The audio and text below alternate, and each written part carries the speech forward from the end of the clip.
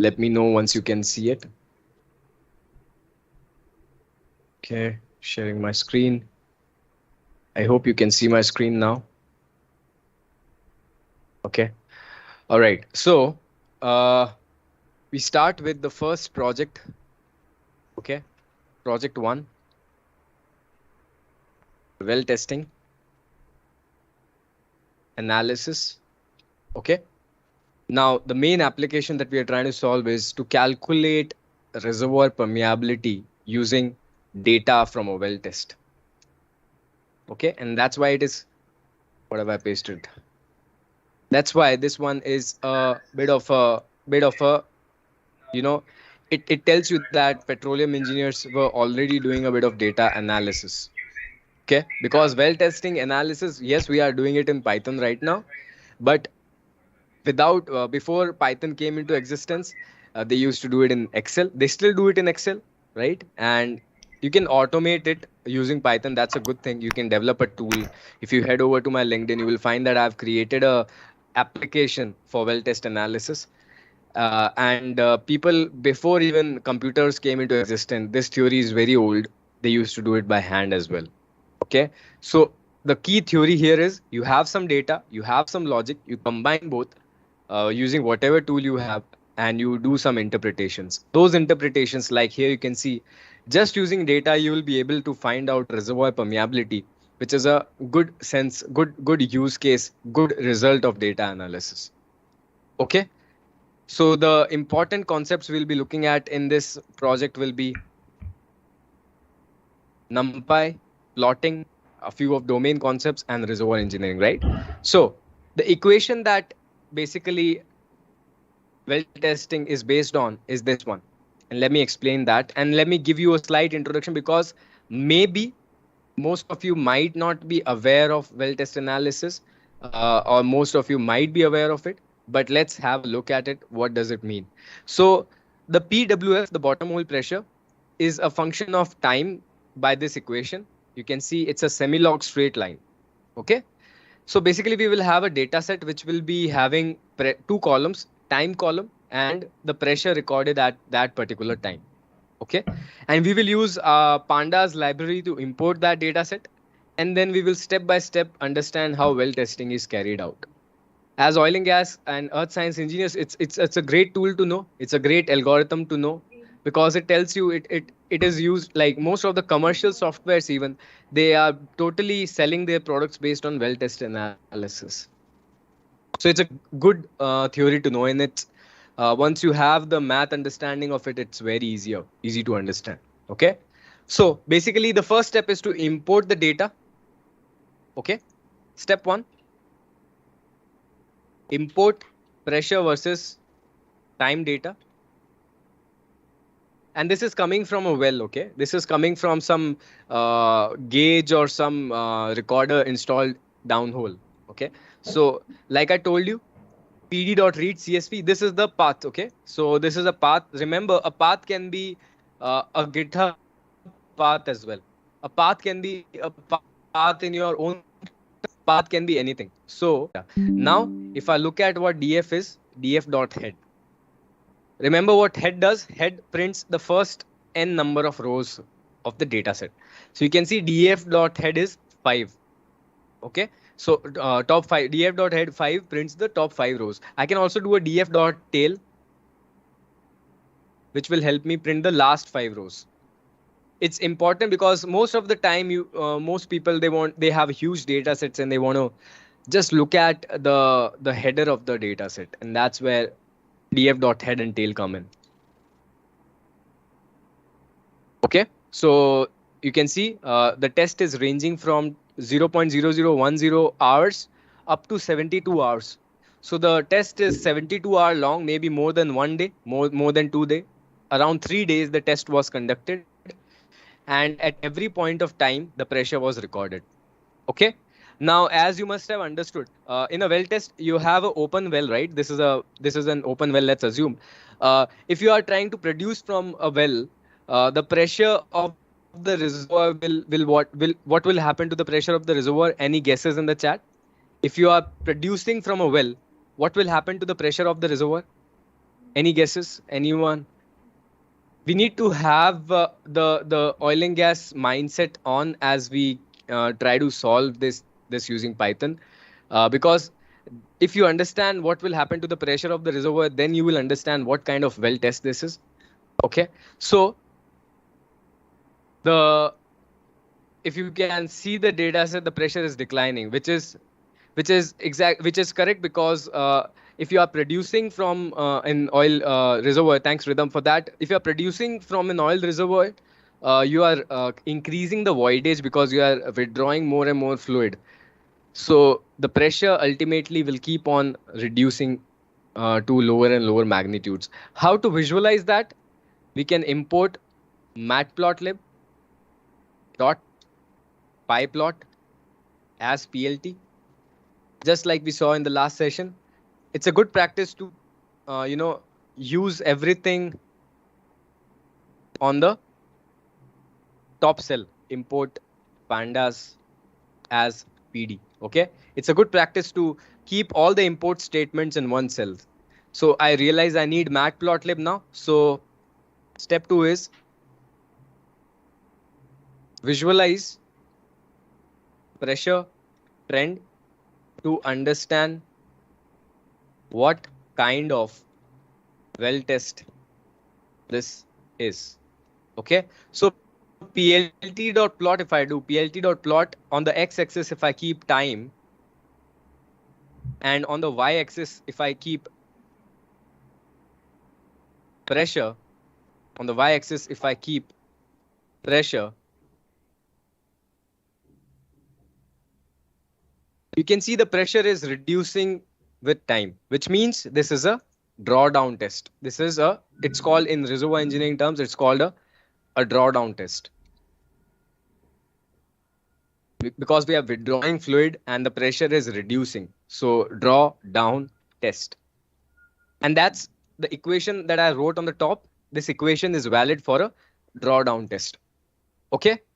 Now this was a Cartesian analysis. Remember, you can also add grid blocks to your plot using plt.grid, which makes the plot look more professional. Okay. So which is a good thing. You can add a grid block. You can see at every point of time, that gives you an understanding of the pressure. We can also add red scatter plots, plt.scatter, using the same thing for us to get a direction of what pressure value is at what time interval. Okay, color equals to red. So you can see at 30 minutes of 30 hours of the test, the pressure had reduced to below 2300 psi. Okay, but to be honest, because this equation that will be a central part of our analysis, it's in the semi-log format. That is, on the x-axis, we have a logarithm of time. On the y-axis, we have PWF, which is normal Cartesian value. We cannot make much sense from the Cartesian plot. Okay. So we will have to use semi-log analysis. Ways to do that. Okay. There are two ways to do that. We will get more understanding from semi-log analysis. Now, one thing is, because we all know the equation. What is the equation? It's in, we need to have the logarithm of time. Pressure is fine, but we need to have a logarithm of time. So one thing that we can do is, we have the DF, right? We can create a log of time, a separate column using, now I realize I need numpy as well, because I need to do some math here. So I will do import numpy as np at the top. So np.log df log of time. Sorry, df of time, because we are doing a logarithm, right? So np.log df of time. Now you will see that df has now one more column, which is logarithm of time. Okay. Now I think this, just give me 1 second. Log 10. Let's use log 10 rather. Okay. So you will see that you're having log of time. Okay. Now, there are two ways you can plot a semi-log plot. Either on the x-axis, you use the log time variable itself. Let's do that and call it approach one semi-log. Remember, we are trying to plot something that an equation that we saw on the top would simulate. So plt dot plot, because we have already converted it to a semi-log in data itself, we don't have to then plot a semi-log explicitly. We can do a normal Cartesian plot. So df on the x-axis, we now need log of time, and on the y-axis, we need df pressure. So you can see this is how it's looking like. We can also, make it horizontal. plt dot figure, fig size equals to, I want to increase the width and reduce the height. So 12,4 will be a rectangular kind of plot. And I can provide a plt.grid. I can also provide the x label, plt.x label. I can provide log of time. And I can provide the y label, plt.y label, plt.y label, pressure, psi. You can see we have a nice looking plot now. Okay, remember the trend of the plot and look at the x-axis of the plot. Okay, x-axis is in the Cartesian range. Now, if you have ever seen a semi-log plot, it does not look like it. I mean, the plot trend is exactly the same, but on the x-axis, we can still have time, but the axis can be compressed according to the log scale. So we can use that as well. Approach to log scale x-axis. So Matplotlib has a utility for that. Semilog x is the way to do that, saying that convert the x-axis to log scale, and all you need to do is provide df time on the x-axis and df pressure on the y-axis. And you can see it is, if I do the same things here as well, plt.grid and plt.figure.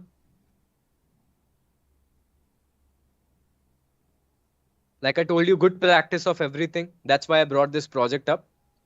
And this time it's not the log of time because the axis is already in logarithm compression scale.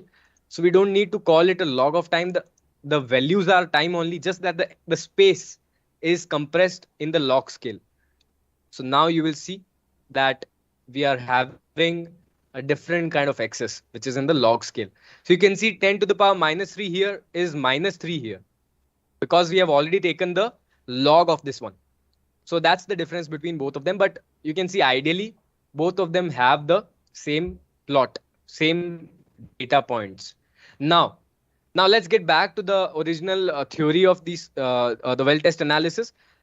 So you see the equation here. This is a straight line equation, but the plot that you see, it's not a straight line plot, right? It's not a straight line plot. A good reservoir engineer has a better understanding of which of the section of the plot to pick up for that particular equation. Because if we pick up a good section of that plot, approximate it to a straight line, then we can figure out the slope of the line and intercept of that line. And the slope and the intercept, they both give you important reservoir properties. So it is imperative, it is very important as a well test engineer. It is very important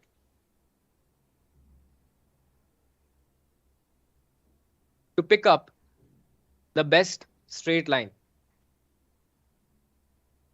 so that the slope and intercept can give us the reservoir properties. And by my reading of well test analysis, I know that the semi-log straight line, it lies somewhere in the middle. But that understanding is not conclusive enough. So we use next level of diagnosis. We use a next level diagnosis To be sure, we use log analysis for next level diagnosis. The aim here is the log plateau. It will have a plateau, right? It When I will plot the log plot, you will see that it will have a plateau, and that plateau will tell us which time range is going to be our straight line time range. Okay, helps decide the middle time region for straight line choice. Okay, so let me copy the entire code block that I have already written for log analysis. It's nothing but we are trying to create a few columns which will be useful for plotting the log scale. Something went wrong. Just give me 1 second.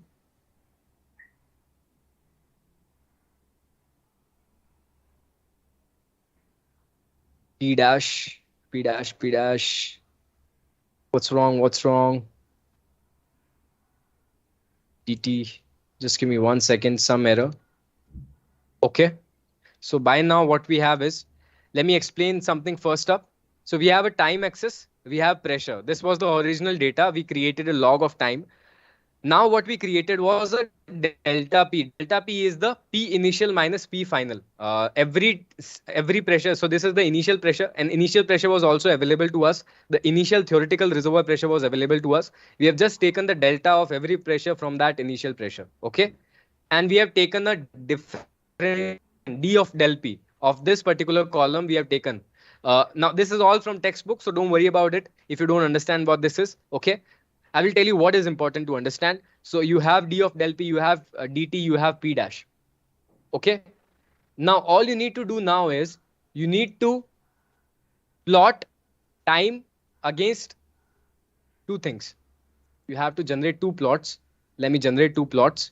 And the way to do that, to create a log plot, you can use plt.log. What it does is it compresses both the axis and the log scale. So on the x-axis, you will have time, and on the y-axis, you will have p dash. This is one plot. It's called the derivative plot, and you have a differential pressure plot. Now, when I plot this, okay, when I plot this, something is wrong. What is wrong? Just give me 1 second. Just give me 1 second.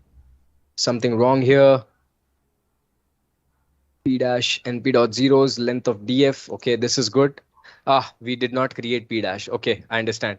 So P dash is here. And what we have to do is we have to also create this. Cannot set using a slicer with a different length. That's okay. That's okay. Okay.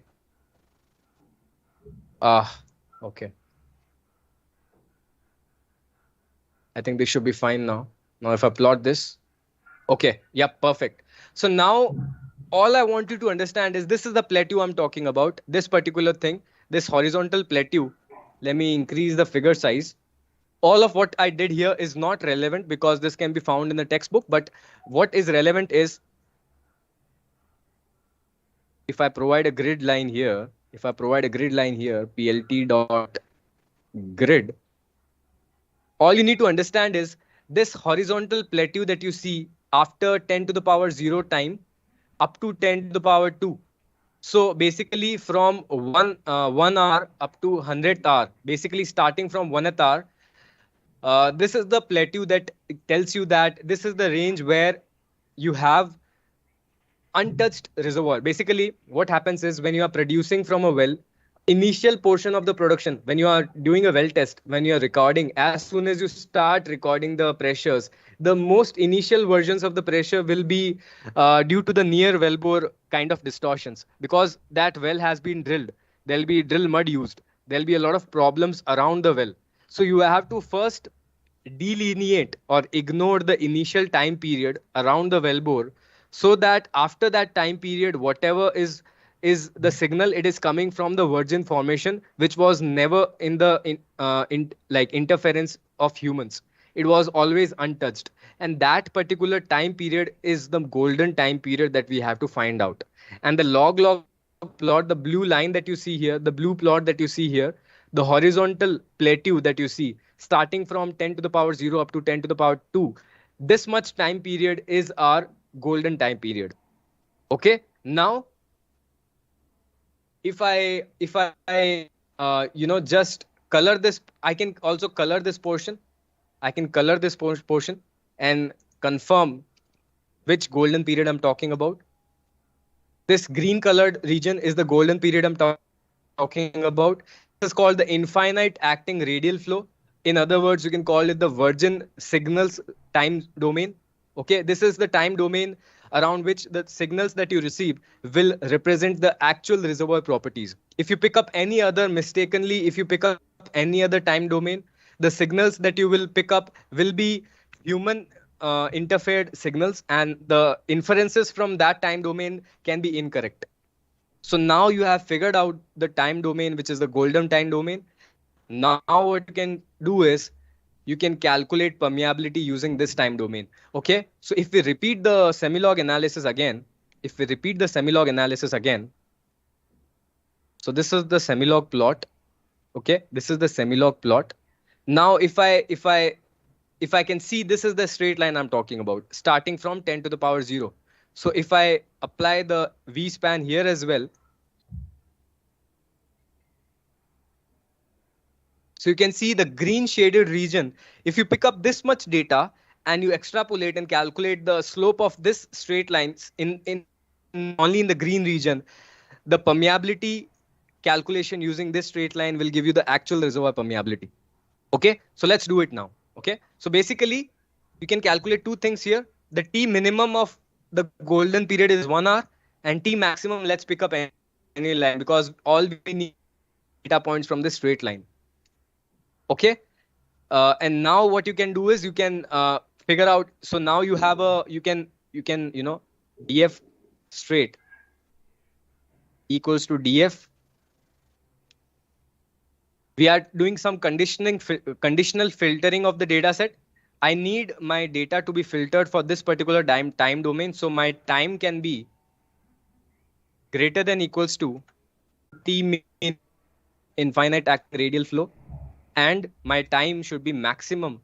Time should be less than this maximum. Okay, this is called the df straight line.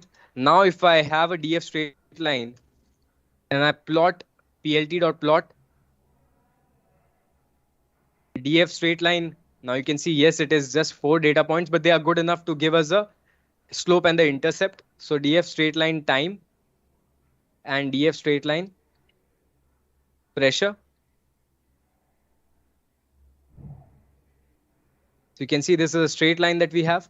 Okay, now all you need to do is you need to do some kind of curve fitting here. Okay, and that will give you the actual that will give you the actual reservoir permeability. So let's do some curve fitting to find out perm, etc. Okay, so let's create two things: time axis, which is df straight time, this is my x, and what is my pressure, p, df straight pressure. Okay, so we have two things, we have time and pressure. Again, we are referring to this particular equation that we saw on the top, PWF equals to PI minus, so we have y equals to mx plus c kind of equation, or p equals to log t plus c. Okay, something like that. Now what I can do is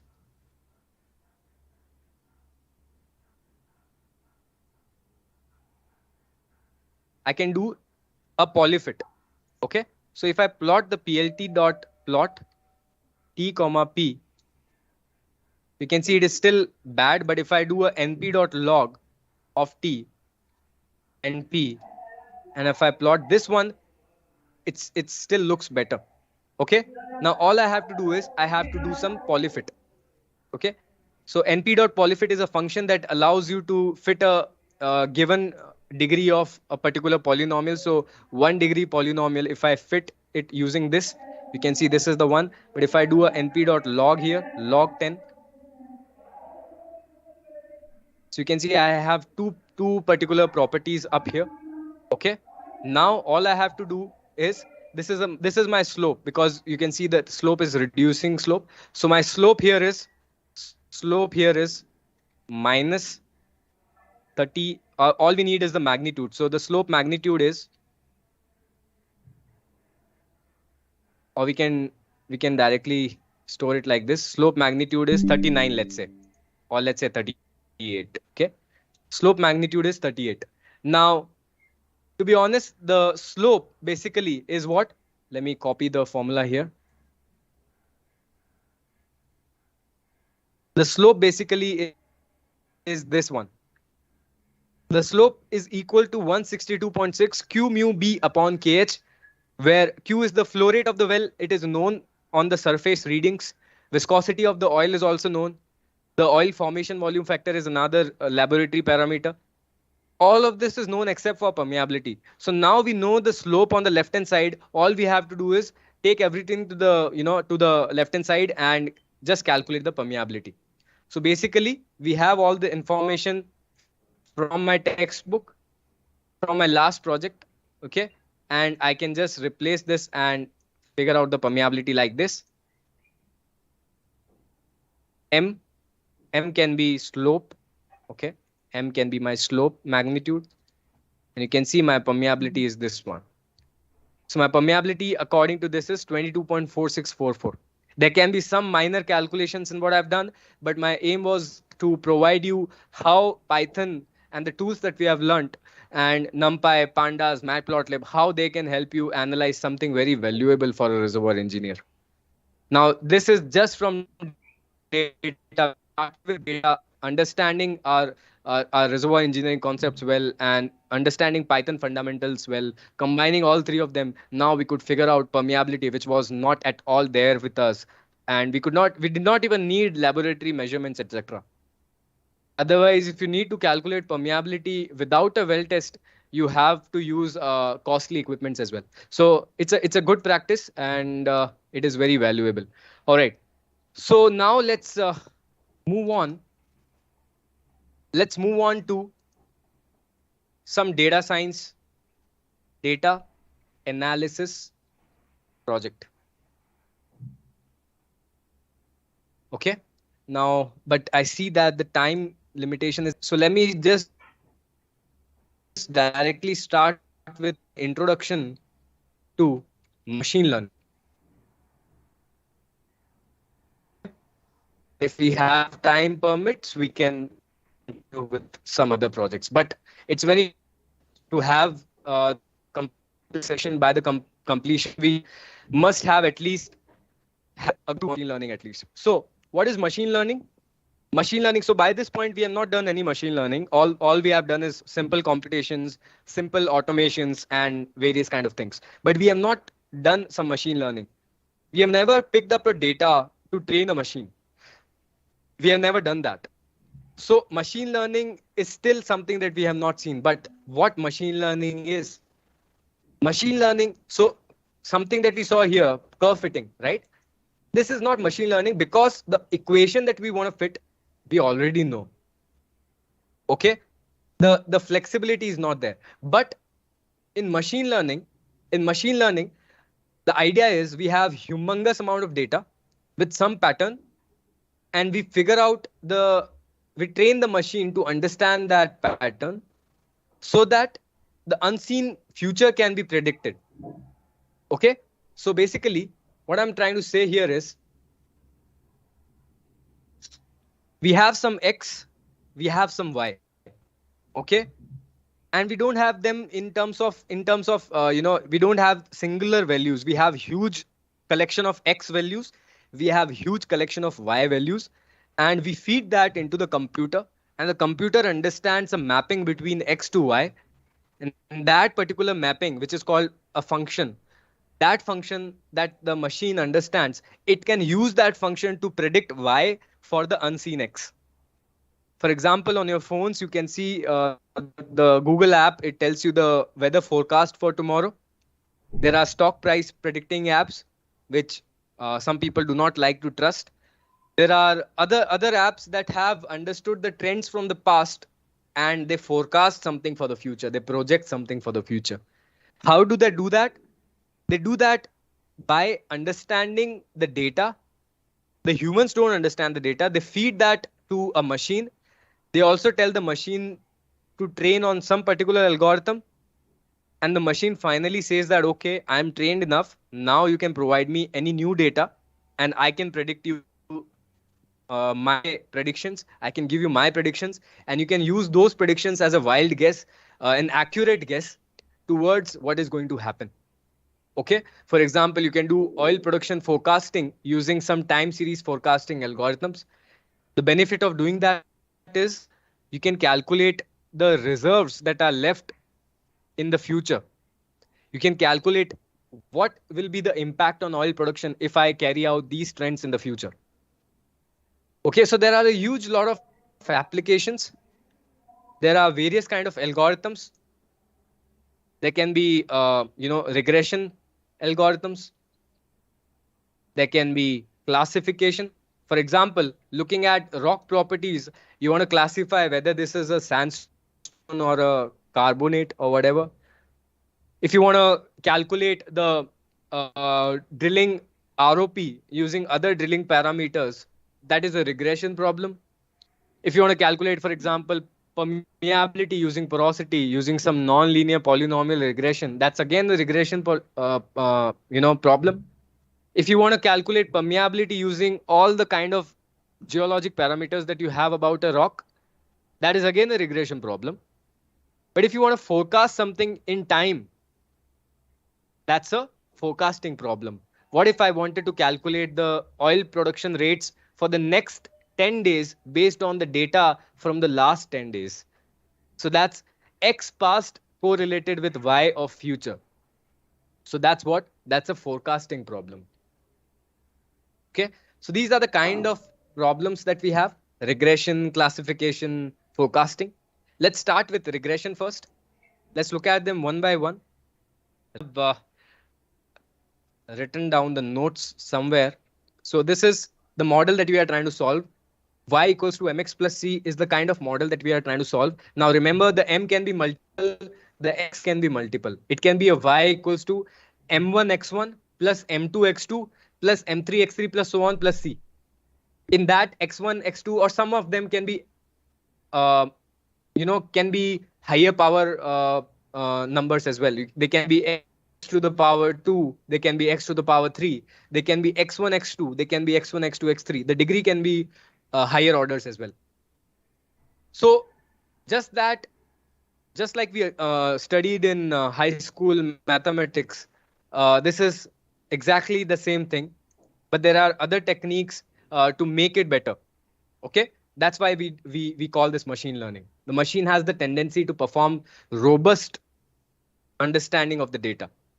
Okay, so you can see here, if I can write this same equation as a function of x. Okay, y equals to mx plus c is a function of x. This f is what the machine is trying to find out. If you are having right now, you will never know whether x and y are linearly related with each other. Right now, in the above example, for well test analysis, we already knew with high confidence that flow rate and that time and pressure, they are linearly related. Semilog of time and pressure, they are linearly related. That's why we could do the polyfit. But what if I told you that time and pressure are related, but I don't know what is the kind of relation between them? Now, depending on the nature of relationship, I would have to choose what kind of algorithm that I want to use. If I was sure that I have a linear relationship, I could have used linear regression. If I am certain that it's a very non-linear relationship, I could have used deep learning, neural networks. Okay, so deep learning is used when you're trying to expect a very complex or a non-linear relationship.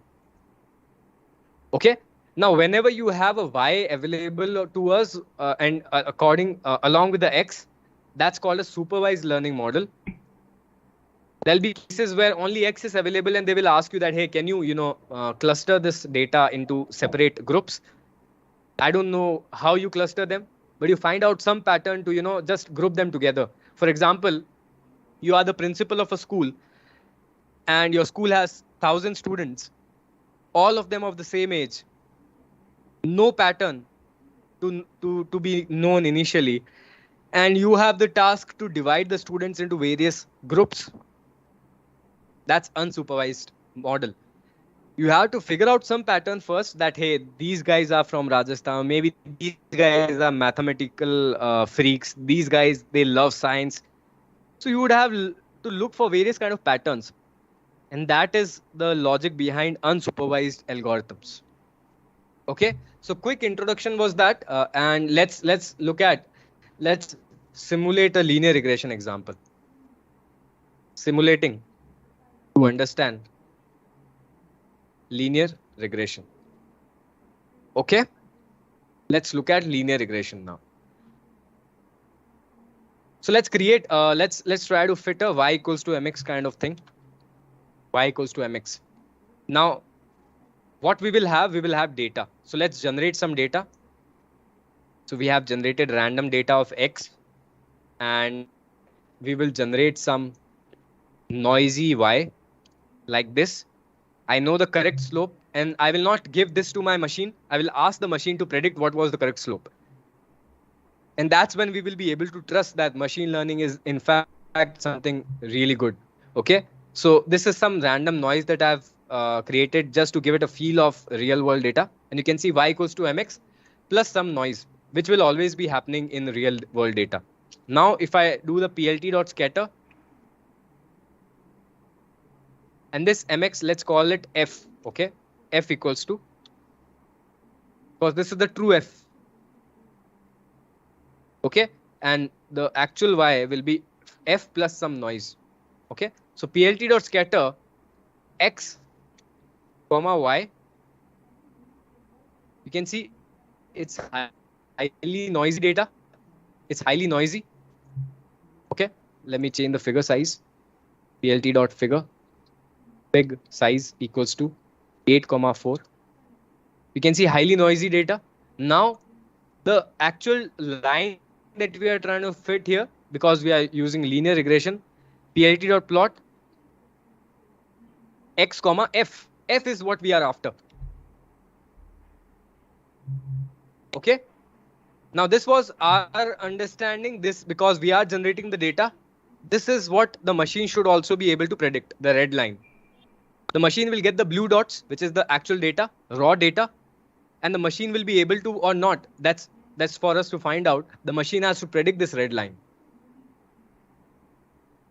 Okay, so we want the machine to basically ignore this noise, be robust enough to forget this noise, and just figure out the red line some way or the other. Let's create the kind of data that we will receive. The data that we will receive will be something like this, x comma y. And x can be multiple columns as well, guys. Don't worry about that. I'm just showing a simple example.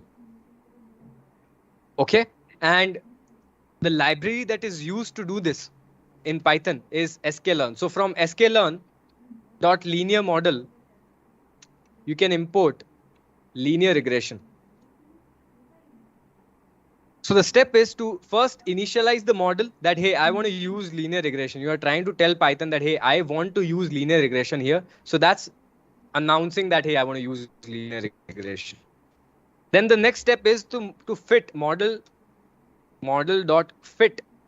df linear regression. This is the x part of the data, and df y. X part of the data and y part of the data, df linear regression and y. Okay, now the model has understood, done with the training. This is called the model training. Now let's also predict. Y predict equals to model dot predict df linear regression x. Remember, guys, we did not provide the actual slope or intercept or whatever to the model. All we provided was the data. The machine can never know what was the actual slope or intercept. Machine can never know that because the machine only has the data with it. Now, let's plot the same plot. Let's plot the same plot that we had plotted here. But just that, rather than plotting the true F, which we know, let's plot what the machine has predicted. Okay, I replaced the true F. That was our secret. We did not tell that to machine, but machine has made some predictions. Let's see how good that prediction is. There you go. This is very, very good. And this is supposed to be good because the data was very ideal. Now, if I increase the noise, let's say I increase the noise to, let's say 200, you can see the machine will fail terribly. Okay, let's see. Let's see what happens here. So you can see it is a bit of tilted line. There it was not tilted much. So this is kind of this is not even a data set which is eligible for linear regression. So as the data gets more and more noisy, we have to do some data science first to maybe clean this data, apply some transformations to make it linear, just like we did some logarithm transforming. We need to do that. That's what data science or data analysis is. Okay, that's the standard. But right now, you can clearly see linear regression is failing here. Okay, now what if we reduce the noise a bit, 20? This is still better. This is something, some way similar to what we did in Newton-Raphson's. Let me paste the math in front of you. Okay, this is the math. Just focus on this. What's happening here is every time, every data point that the machine finds, the machine updates its slope and intercept. And the update rule is dependent on the derivatives of all of these equations. Okay, basically we figure out at every random slope and intercept, we ask the machine to predict what would be your prediction of y predicted, and we calculate the error, which is the mean squared error, because we already know, because this is supervised learning problem, we know the y correct, we know the y predicted, we can calculate the mean squared error. And that error will tell us how far away, how terrible we are doing right now. And that error, the differentiation of that error, derivative of that error will be used to update the slope and the intercept. If the error is huge, the update rule will be huge. If the error keeps getting lesser and lesser, the rule also keeps on getting lesser. And finally reach to a convergence point, which will be the final predict. That's when we machine has trained. Okay.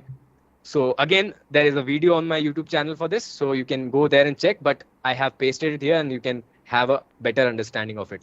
Let's also see what is your model dot coefficients that the model has predicted. So the coefficient that the model has predicted here is 9.86. And what was the correct slope? 10. So you can see the model has, just based on pure data, the model has already reached almost accurate coefficients. So that's machine learning. The machine has learned the parameters just by looking at the data. Okay, so this was about linear regression. Now let's look at a classification example as well. Okay, so I have a data set with me. Let me import that data set. Classification project. Okay, so df classification is equals to pd.read csv lithology data.csv. Again, this is a synthetically generated data, but good enough to understand machine learning. Okay, so let's look at the first 5 rows of the data.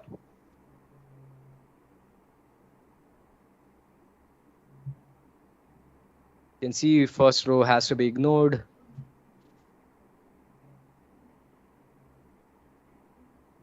So you can see permeability, porosity. So there is the Y part here is categorical. The Y part here is categorical. Okay. The difference between this and this was that the Y part here is categorical and here the Y part was continuous. That's what is the difference between a regression problem and a classification problem. Right now, DF classification y dot unique to check how many classes there are.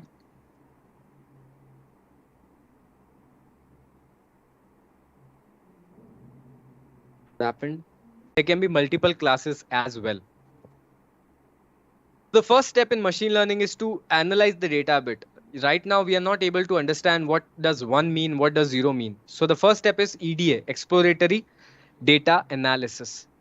What we can do is, we can do a PLT.scatter of porosity versus permeability.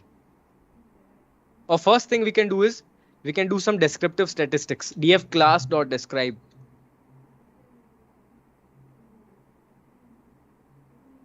Okay, let's see. So porosity has a range of minimum is 24% porosity and maximum is 37% porosity. Okay. And permeability is having a range of minimum of 145 and maximum of 156. Okay. And we have lithologies as well. Okay. Good enough. Okay. Now let's see if there is some distinction between the two features.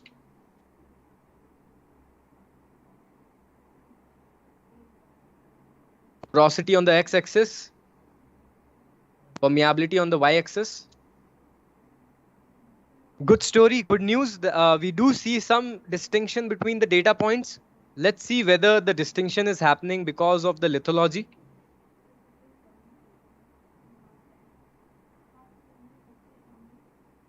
Okay, let me provide a color. That's good. That's good. The good thing is that both the lithologies have different porosity permeability relationships. Basically, it can be a problem where we are asked to classify whether it's a tight sandstone or a loose sandstone, because you can see the porosity is low and permeability is low for the yellow globule, and the porosity is high and permeability is high for the purple globule. So now what we can do now is we can apply the classification algorithm already, but there is one catch here.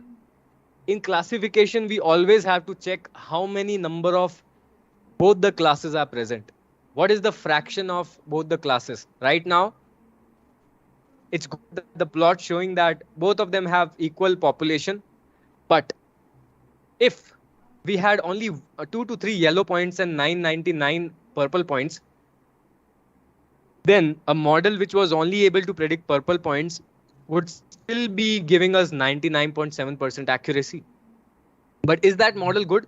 No, because that model could not understand the yellow data points. So we always have to check for class balance. Class balance. So DF lithology is the class. And we can do some value counts.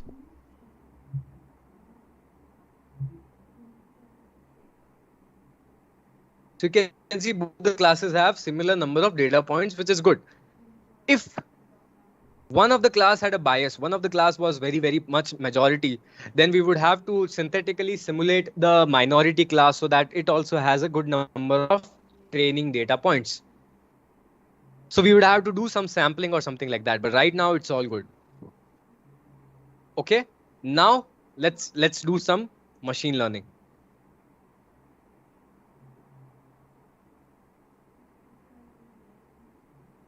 Okay, the algorithms that are that can be used here is one, random forest. One, you can use decision tree.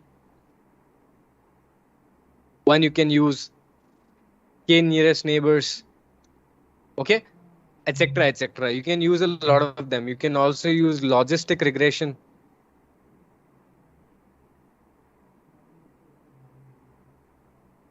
Okay, there are a few algorithms that you can use. There are others as well, but these are the popular ones.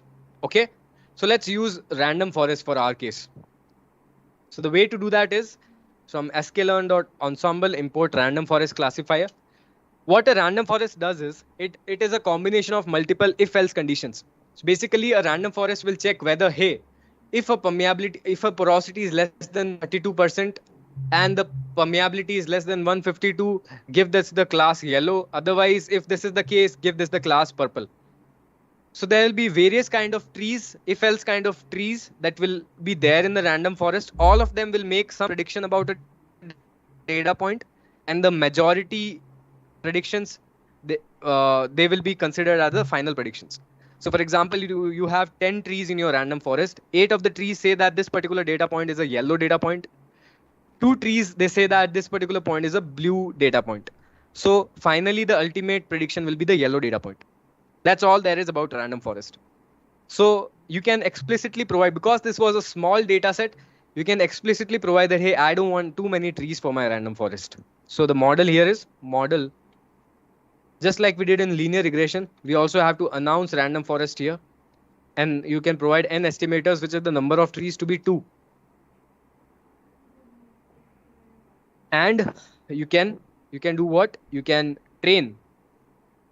Now there's one more aspect to machine learning, which is the train test split.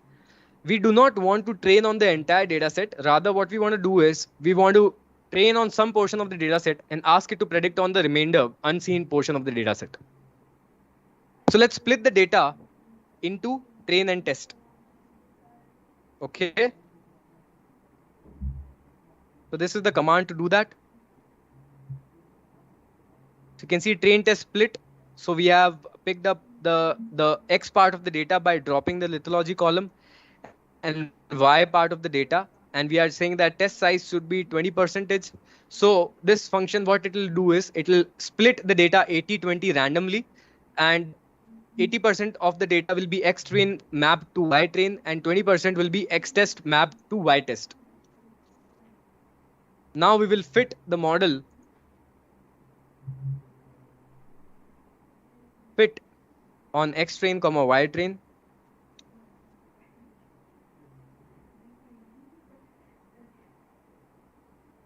You can see quick enough because small data set. And now what we can do is let's plot this data again. Let's plot this data again. Now suppose if I have a data point, a new data point, which is not there in my data. So new data point.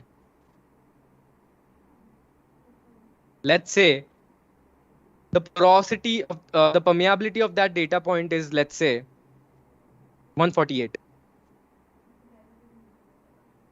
And the permeability of that data point, the porosity of that data point is, let's say, 27% porosity. Okay. Now, if I check the probability of both the classes, what is the probability that this data point is the yellow class, and what is the probability of that this data point is a purple class? I can do that. I can do that by this model rf dot predict probability.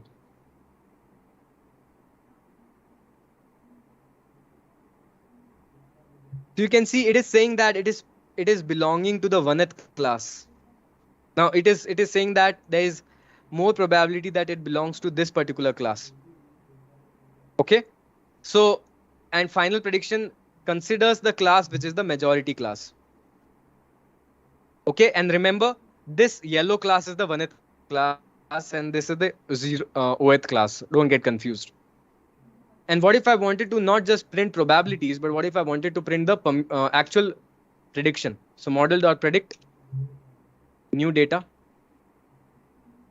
So you 1th class. So basically the one which had majority probability right now, this is the ideal data set. There is no overlap. That's why the probabilities are kind of huge. But if you had a different kind of thing, the probability would have, let's say 90, 10 or 70, 30 or something like that. So you can see now you can predict it. Now let's predict it on the train and test data sets. Okay, model RF.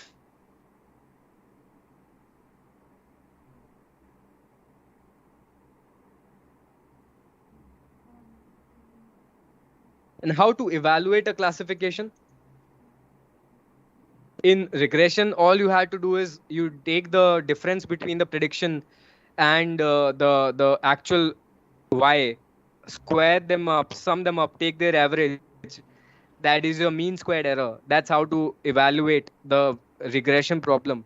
But how would you evaluate a classification problem?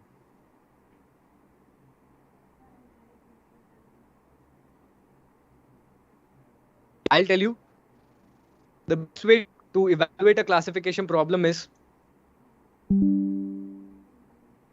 to use a confusion matrix. And I'll tell you what a confusion matrix is. The confusion matrix checks how many of your predictions were correct, how many of them were incorrect. So basically, one row is of the 0th class predictions, one row is of the 1th class predictions. So 95 of our predictions of the 0th class were true, and 0 of them were false. Okay, basically the principal diagonal of the confusion matrix tells you how many correct predictions were there, and the non-principal diagonal, it tells you how many incorrect predictions were there. So right now you can see this model had performed brilliantly well because this had ideal data. Okay, so this was all about a bit of data analysis and machine learning. I think this is good enough for a beginner level class. I think you can get more projects on my GitHub repository.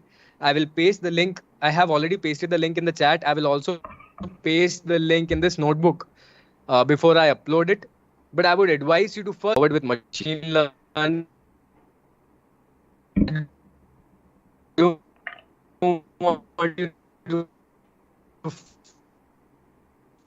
want to